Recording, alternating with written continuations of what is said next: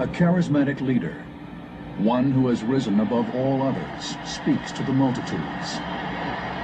They have waited for him. They believe in him.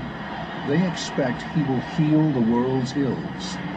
Some say he is the Messiah, finally returned. But this man is not a savior. He is the King of Terror, who will usher in the end of everything.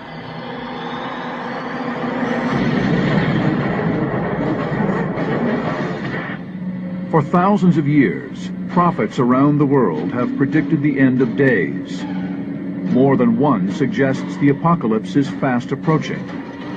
We call this theoretical convergence between doomsday prophecies and today's events the Nostradamus effect.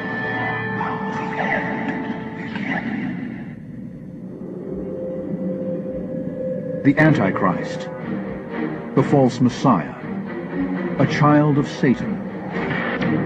The word Antichrist first appears in the New Testament.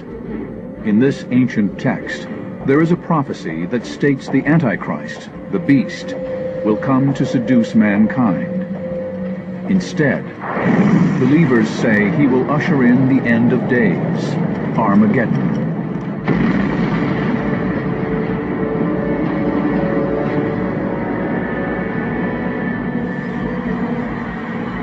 The Antichrist is a man who receives the power of Satan. The Antichrist, of course, represents the devil on earth. He is a false Messiah. That's exactly what he is. We will examine the theory that the Antichrist is already among us. Who is the Antichrist? Who predicted his arrival? If prophecies are to be believed, do they connect to more than one warning about such a figure? And are they linked to events in our own time, in a web of convergence? We will neither refute nor endorse these theories, merely present the evidence. The word Antichrist has its origins in religion, combining the Greek anti, instead of or in place of, with Christ or Christos, the anointed.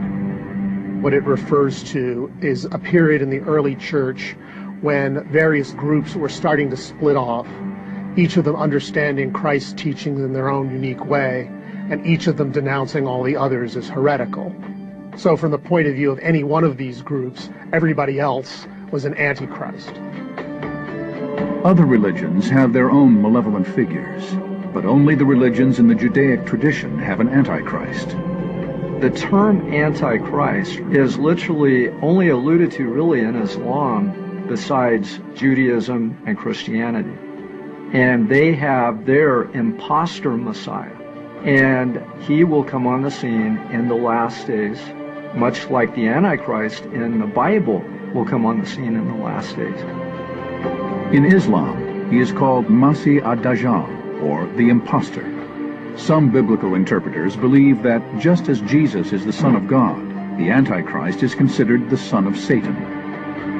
In spirituality, the enemy of Christ himself is the Antichrist. Even as God the Father sent Jesus Christ the Son, theoretically, Satan himself will send this man on the planet to be the enemy of all that is good. One of the earliest of the biblical Antichrist prophecies comes from the New Testament, in the book of Revelation. It describes the Antichrist's arrival in the world. Let him that hath understanding count the number of the beast, for it is the number of a man, and his number is 666.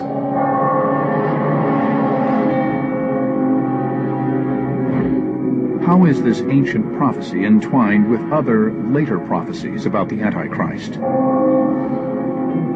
Prophecies that may be an example of the Nostradamus effect. For some, the key may lie with Nostradamus himself.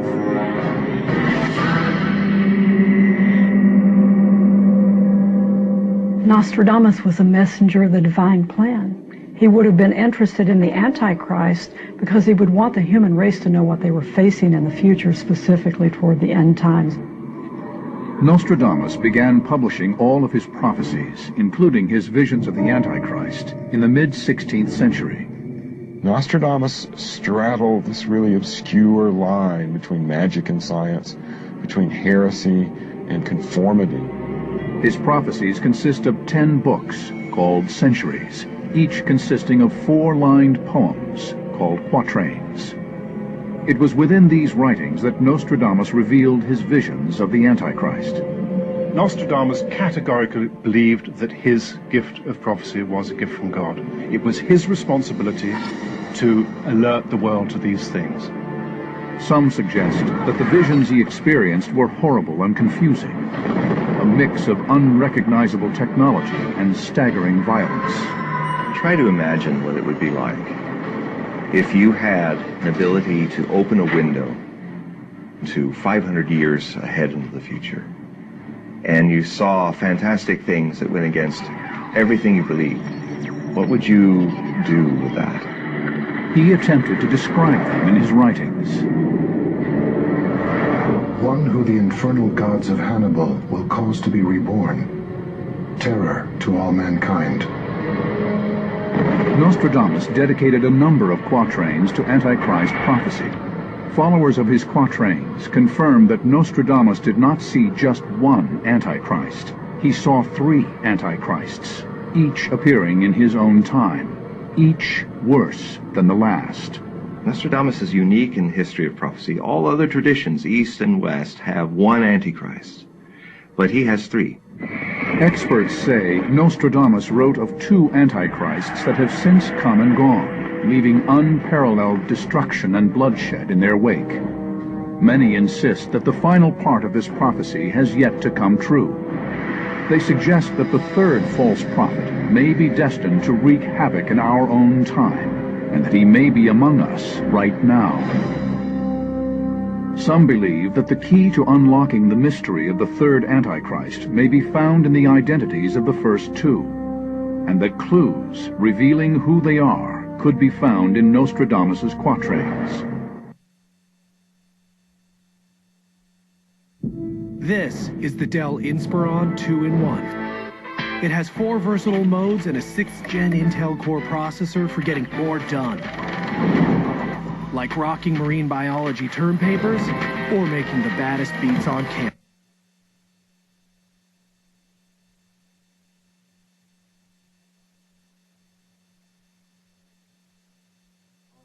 Who they are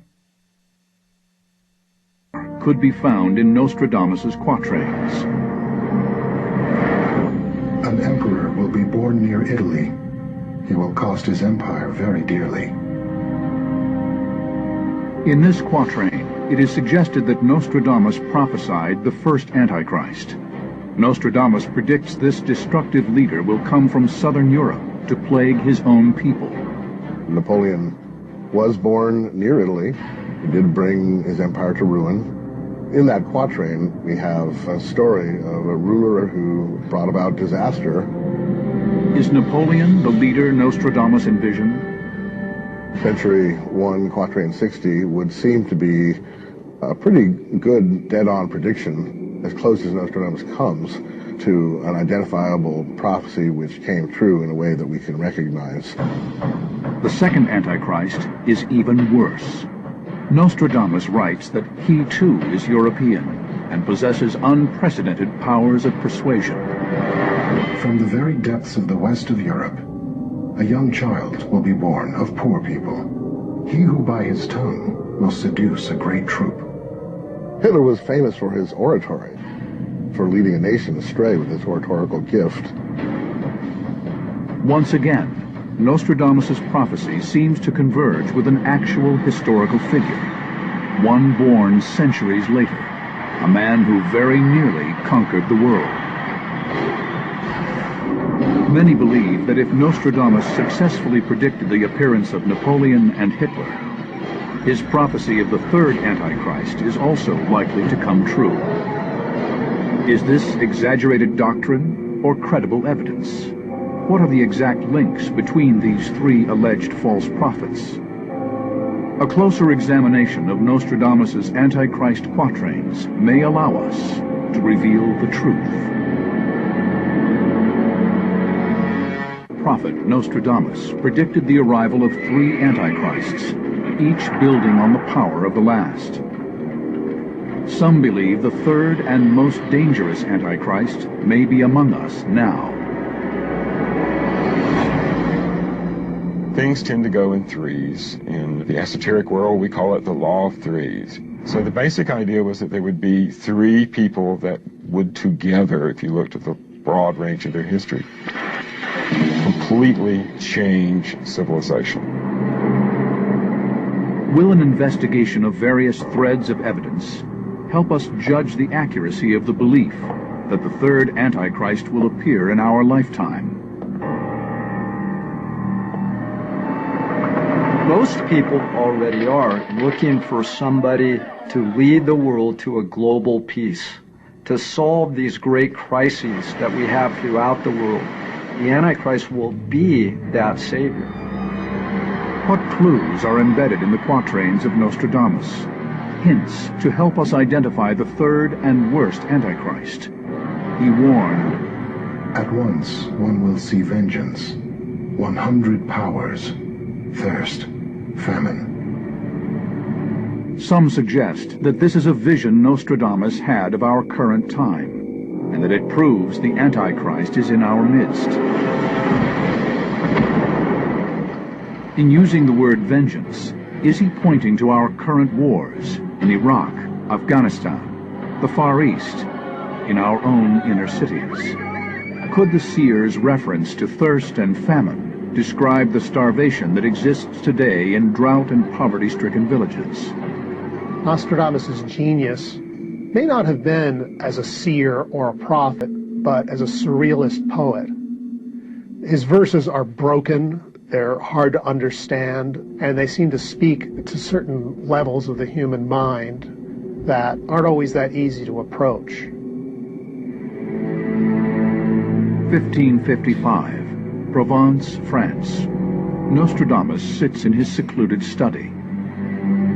He appears to embark on a psychic journey in search of answers.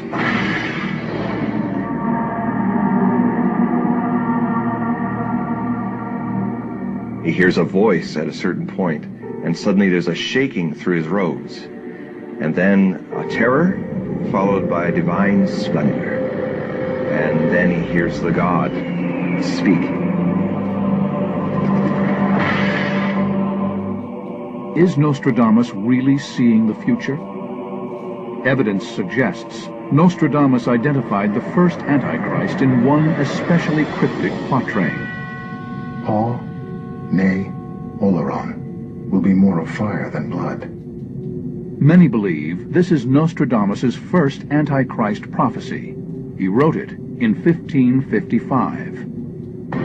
Paul, nay, Oleron are three towns in southwest France. The fact that the first three words are in bold font, uppercase. It's like, nudge, nudge, nudge, I'm saying something here that you should look a second time at. For those who see prophecy in his work, Nostradamus is trying in this quatrain to reveal the identity of the first Antichrist by placing him in France. When you rearrange the letters of these three small towns, they spell out Napoleon Roy, Napoleon the King. The Y spelled R-O-Y in the old French for R-O-I. Napoleon Bonaparte, one of history's most notorious tyrants. Is this quatrain proof that the Emperor of France was the first Antichrist prophesied? Did Nostradamus see Napoleon's arrival on the world stage 233 years before he came to power? An emperor will be born near Italy. He will cost his empire very dearly. Born in Corsica, about 30 miles from Italy, Napoleon proclaimed himself Emperor of France in 1799. He presented himself as a champion and savior of his people. Historians see Napoleon as a hero, a savior of France, during a time that France was economically suppressed, during a time when France needed a savior. He came as a false Messiah, one who dominated the entire population and even crowned himself. People that follow him create evil. In other words, he influences people. According to Nostradamus, the ability to appear as a savior and seduce entire populations is characteristic of the Antichrist. But for interpreters of the prophecies, additional clues point to Napoleon as the first Antichrist, including Nostradamus's veiled warning to a Catholic Pope of approaching danger. Roman Pontiff, beware of a... I'm Usain Bolt. I'm about to take... danger. Roman Pontiff, beware of approaching. Out of the city which the two rivers water, in that place you will come to spit your blood. In fact, Napoleon held Pope Pius VI prisoner in the town of Valence, where he later died vomiting blood in the month of August. Valence can be found at the confluence of two rivers. Followers of the famed seer say even Napoleon's contemporaries saw the likeness of the emperor in the writings of Nostradamus. Various prophecies in Nostradamus's verses were even applied to him in Napoleon's own time. One, for example, bearing a name which no French king passed on to him. That is to say, no one else was named Napoleon in the French monarchy, and he wasn't part of the old Bourbon ruling family. More fearsome than a thunderbolt, tremble Italy, Spain, and England, all of whom Napoleon either invaded or fought with. So this kind of prophecy has been very easily applied to Napoleon. But it is believed that perhaps the level of havoc and bloodshed committed in Napoleon's name has most aptly branded him Antichrist. Nostradamus seems clear that the supposed first Antichrist, too, will be soaked in blood. That he is less a prince than a butcher. Certainly Napoleon was responsible for the deaths of many people. When he invaded Russia in 1812, his army starting out was 600,000 men. When he went back defeated, it was 18,000. He is the first Antichrist because one of the things they all share is a great shedding of blood. And that was the first big modern shedding of blood from Napoleon. Responsible one way or another for 3.5 million deaths, likely more than any other single human being before him, many conclude that Napoleon does fit the description of the first Antichrist. The quatrains further state, "But the French nation will fear the hour, north wind, the army having pushed too far." Even his wintry defeat after pushing too far into Russia, the north wind, seems to be echoed in Nostradamus's quatrains. Did Napoleon himself believe he was the first Antichrist Nostradamus prophesied? Evidence suggests the emperor was drawn to his writings. Napoleon traveled with a collection of Nostradamus's prophecies on his bedside table. Unfortunately, they were forgeries. At the turn of the 19th century, Napoleon ordered a genocide in France's colony in Haiti. His troops slaughtered as many as 100,000 slaves, gassing some of them with sulfur dioxide in the holds of French ships. A preview of genocide to come. Experts on Nostradamus's Antichrist prophecy believe Napoleon's actions created the conditions for a second and third Antichrist to follow, each who would ravage mankind, just as Nostradamus prophesied. If you did not have a Napoleon Bonaparte, you would not have had the steps which would have led to a unification of Germany later in the 19th century, which led to the second Antichrist, which created the modern world that created the atmosphere for the oncoming and third and final Antichrist. There is no doubt that Napoleon's trail of misery and destruction marks him as one of history's monsters, and if prophecy is to be believed, he is more. Perhaps the first Antichrist foretold by Nostradamus. Are there really multiple links between Nostradamus and Napoleon Bonaparte? And are they more than coincidence? How strong is the connection between Napoleon and our second alleged Antichrist, Adolf Hitler? Is it possible that these connections will lead us to identify the third Antichrist?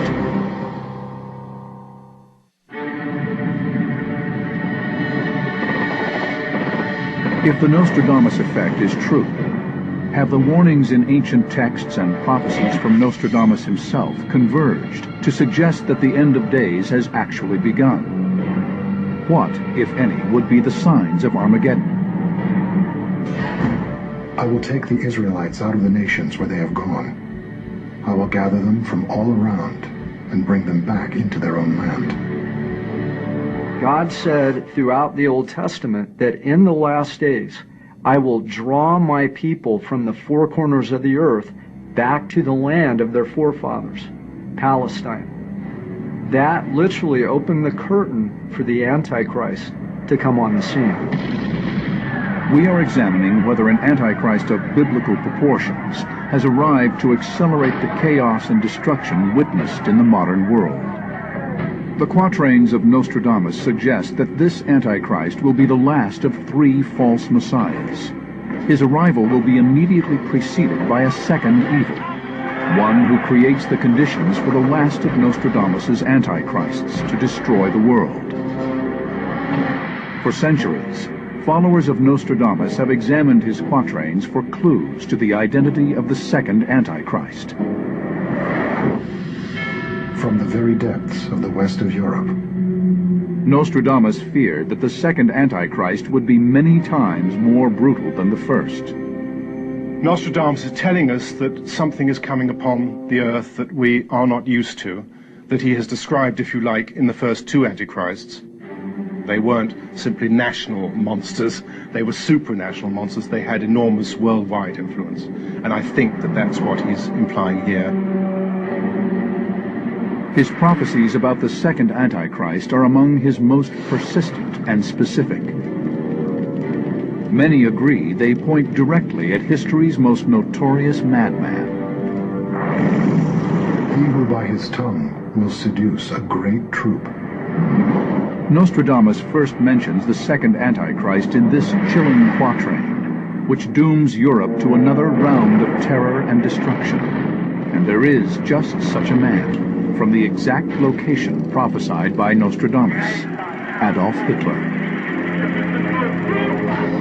Liberty will not be regained. It will be occupied by a black, proud, villainous, and unjust man. When the matter of the pontiff is opened, the Republic of Venice will be vexed by Dister. Hitler often appears in interpretations of Nostradamus, largely because Nostradamus keeps referring to a figure called Hister, which is fairly close to Hitler, and it means the Danube. Here, Nostradamus's prophecy seems precisely on target. Hitler was born in Austria, and Austria's main river is the Danube. It didn't take people.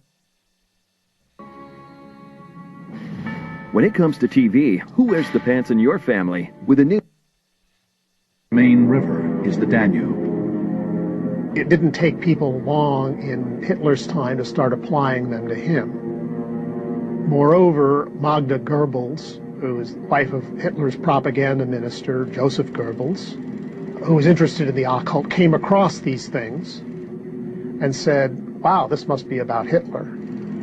She wasn't alone. Others made this same connection. The typesetter in one of the early versions of the prophecies actually turned one of the Hister-Ister quatrains into Hitler by mistaking the letter and substituting the T. Hitler was known for his mesmerizing and charismatic speeches. In less than 10 years, he seduced Germany into waging war across the globe with virtually unquestioned impunity. Most disturbing, he convinced Germans to carry out a genocide that virtually wiped out European Jews and other victims. In all, more than 6 million people. Nostradamus writes, his fame will increase towards the realm of the East. The last line is quite interesting, which also points to it being about Hitler. Imperial Japan became so enamored with Adolf Hitler that it led to the Tripartite Act, the Axis Alliance, which united Mussolini's Rome with Hitler's Third Reich and Imperial Japan. Responsible for a death toll that reached into the tens of millions, Hitler is synonymous with evil more than any other single human being in history. But could he also be Nostradamus's second Antichrist? The way to understand why Hitler is the second Antichrist is, again, the steps that the first Antichrist initiates Napoleon by creating the modern world through the Napoleonic Wars that created the unification of Germany, the Second Reich, which led to the creation of the Third Reich of Adolf Hitler. That's the link between the first and the second. It is suggested that, like Napoleon before him, Hitler may have been aware of his own destiny as an Antichrist, as revealed in the quatrains of Nostradamus. Hitler was part of an esoteric and occult underworld before the First World War that was fascinated by Nostradamus and his prophecies. By 1939, Hitler was self-identifying with the idea of being the second Antichrist. Since this was such a large conflict, since this was another one of Nostradamus's very meaningful time periods, then this must be the second of his three Antichrists. They also believe Hitler perhaps saw Napoleon as his Antichrist predecessor. He revered Napoleon, and soon after the fall of France in 1940, visited the French dictator's tomb. And even more verses seem to link Hitler to Nostradamus's second Antichrist. He seems to hint at Hitler's downfall. Beast ferocious with hunger will cross the rivers. The greater part of the battlefield will be against Hister. If you were in the 16th century and you had to describe an automobile or a tank or a floating attack boat, you might call it a beast that roared with its thundering engines, that breathed like a dragon, that come across the great rivers. Beast ferocious with hunger. He's trying to look at fantastic technology that he's never seen before. Into a cage of iron will the Great One be drawn, when the child of Germany observes nothing. And the cage of iron, is this Hitler's bunker? The bunker that Hitler retreated to toward the end of this reign. If an emissary of future visions gave you a great trench dug in Berlin that had all this amazing iron rebar work for a huge bunker that was under construction, wouldn't it be said that you put that man underground into this great cage, which became the Fuhrer bunker? It was in this bunker that Hitler, on the verge of losing the war he himself initiated, committed suicide. Some see Hitler's sociopathic lack of conscience as further proof that he is Nostradamus's second Antichrist. If Christ embodies pure compassion, Hitler is his exact opposite. I am haunted by a quote that Hitler gave very honestly about his ability to find the right way and make the right decision. I follow my path with the complete confidence and certainty of a sleepwalker. To be asleep is the ultimate unconsciousness, to literally be a somnambulist through life. Here's this very powerful, charismatic sleepwalker leading the whole world into an abyss. That, to me, is Antichrist. According to believers, the Nostradamus effect may be overwhelming our modern world. But how can these theories be tested? If Napoleon was the first Antichrist and Hitler the second, who was the third? And is he among us? Evidence suggests that before this false prophet can unleash a terrible battle between the forces of good and evil, another critical step must first take place.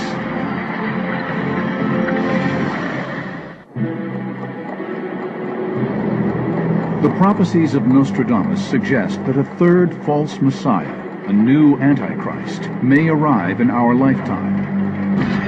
Some believe his predictions are foreshadowed by the book of Revelation. This biblical text purports that a so-called Savior will set the conditions for Armageddon. From where do believers suspect this third Antichrist will emerge? Will it be in the turbulent Middle East, Iraq, Iran? Or might he appear from desperate regions within Africa? Some say he will perhaps emerge from within a superpower government, such as the United States. I believe that the world is already preparing for him coming on the scene. What clues in the quatrains of Nostradamus provide solid leads to identify the third Antichrist? The one he wanted to warn our time about was the third one, because he was the worst of all of them, because he would learn from the mistakes made by Hitler. This way he would know which way to go. And he's a very dangerous man, very powerful and very dangerous. But there's a strange and unexpected twist. Some believe this most horrible of Nostradamus' antichrists will be heralded by evil forerunners, extremely dangerous men who will signal his arrival. Nostradamus seems to suggest as much in this obscure quatrain. Prepare yourself for a new era in gaming, an era of full throttle. As much in this obscure quatrain. The chief of London, through the realm of America, the Isle of Scotland will be tried by frost. King and Reb will face an Antichrist so false that he will place them in the conflict altogether. Are the followers of Nostradamus suggesting that some of today's most savage leaders, who have targeted the United States and Western Europe with their terrorist attacks, may be trusty lieutenants of this third Antichrist? Are they actually clearing the way for the third Antichrist's arrival? He saw at least 7 rulers that would come to power before the time of the Antichrist. Some believe Saddam Hussein was one of these forerunners. They say it was written in the stars and interpreted by Nostradamus himself, who predicted, "At once one will see vengeance, 100 powers, thirst, famine, when the comet will pass." Saddam Hussein died and was hung. And on that very night before his death, a little smudge in the sky called Comet McNaught became visible. Comet McNaught, in the next 2 weeks, became the brightest comet in 60 years. Although Nostradamus experts suggest Saddam himself was the third Antichrist, others disagree. They argue that, unlike Napoleon and Hitler, as the supposed first 2 Antichrists, Hussein lacked their vast power. Before you can qualify really to be the third Antichrist, you've got to have a big army, you've got to have a big air force, you got to have a big navy, you got to have a lot of manpower, you got to have a lot of economic resources. Saddam had a little of that, but not a whole lot of it. So he didn't really qualify to be the big bad wolf of the future. He saw Saddam Hussein as not the Antichrist, but a forerunner. Many of these would set the stage. Others suggest yet another quatrain as possible proof that the theory of forerunners to the third Antichrist is valid. It seems to implicate Osama bin Laden, mastermind of the attacks on 9/11. In the year 1999 and 7 months, a great king of terror will come from the sky. We have the famous prophecy about the King of Terror descending from the skies in 1999, which could be a reverse code for 1999 becomes 9111 September month. Great King of Terror coming from the sky, hijacked planes. Other followers of end-of-day prophecy have echoed the belief that bin Laden is the third Antichrist. But is he really? At first I thought Osama bin Laden, he might qualify to be the third Antichrist, but it's a little bit too early to tell. Well, as time has gone on, I think we were jumping the gun to think that either Saddam or bin Laden was Nostradamus' third Antichrist. Further examination of yet another quatrain focuses the emphasis back on the third Antichrist described by Nostradamus. Long awaited, he will never return in Europe. He will appear in Asia. So Antichrist can pop up in any country. And we don't know if he's going to be from the Middle East. He might be from China. We don't know. He says that he will rise above all the kings in the Orient. The Ayatollah Khomeini, Muammar Gaddafi, Kim Jong-il, with so many possible forerunners having come from the Middle and Far East, some interpreters believe it is no coincidence that the search for the Antichrist is now focused in such unstable regions. In the Middle East, some faithful see the return of the Jewish people to Israel as further fulfillment of biblical prophecy, and further evidence the end times and the Antichrist are here today. Primarily in 1917, Britain took control of Palestine. In the Balfour Declaration, they invited Jews from all over the world back to Israel. That began, in some Bible scholars' opinion, the last days as we know it today. For other scholars, this hunt for the Antichrist conveniently pits one religion against another. It's so interesting that we as humans love to have an enemy. And throughout the ages, we have always wanted to focus either on a whole people group, on a society that we can have as our enemy. But what does Nostradamus say? If the evil forerunners to the third Antichrist have come and gone, what happens now? The enduring mystery of his quatrains has allowed multiple interpretations over the centuries on the details of the third Antichrist's appearance. Who do his followers actually believe may be this third and final false savior? As I read through some of these time period predictions of Nostradamus, some of these shifts, is that he's presenting us with alternative future paths.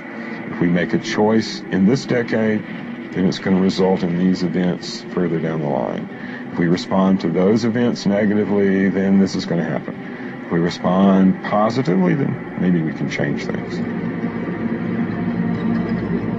Today, believers see signs everywhere of global destruction. To them, this may confirm that the third Antichrist is among us. If we accept these theories as fact, who is he finally? And how far along is he in his timeline of destruction?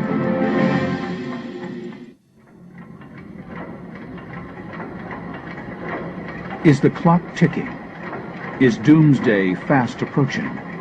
There are those who believe the Nostradamus effect is occurring as ancient prophecies and today's cataclysmic events converge. Some say this course is irrevocable. If it were up to human will, if it were a human will choice, we could change this and not have to go through it. We don't have that choice. Biblical prophecy warns of an Antichrist who will destroy mankind. Nostradamus says we will suffer 3. If we accept the theory that Napoleon and Hitler were the first 2, what might the third and most cunning Antichrist hold in store for us? Could the Antichrist be a real person and not a construct of religion and symbolism? We are racing irreversibly toward the end of time and through the ultimate prophecies that condemn the earth. It is prophecy, and prophecy will be fulfilled to the letter. Nostradamus' prophecies suggest the third Antichrist may have powers that far exceed the other 2. Stained with mass murder. What's it like to be in good hands? Like having all your needs taken care of in one place? Like the other 2. Stained with mass murder and adultery, this great enemy of humanity will be worse than any man before him, in steel, fire, water, bloody and monstrous. So the question becomes, are any real leaders today actual candidates who meet the criteria identified in these prophecies?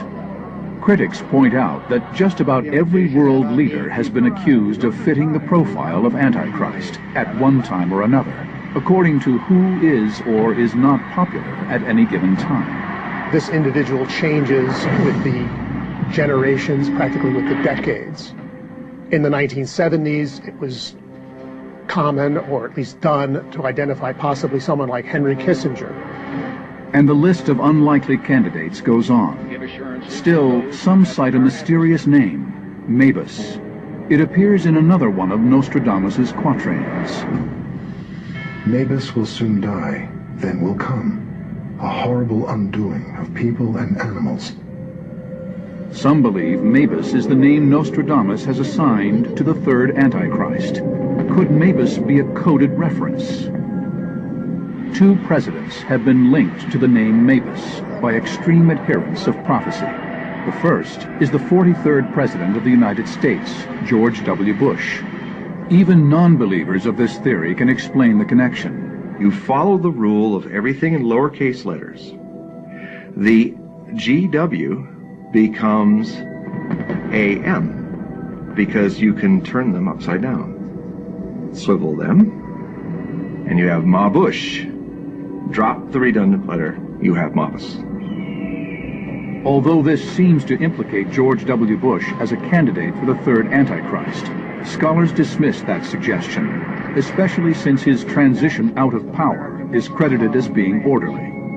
But what about President number 44? More recently, there was a mayor in Georgia who got into trouble for circulating an email asking if Barack Obama was the Antichrist. So the Antichrist is a very fluid concept that can adapt to your needs. In fact, Nostradamus himself seems to definitively say that no recent U.S. president fits the bill. The third Antichrist very soon annihilated. 27 years his bloody war will last. This prophecy suggests a long-lasting worldwide war will follow the third Antichrist's death.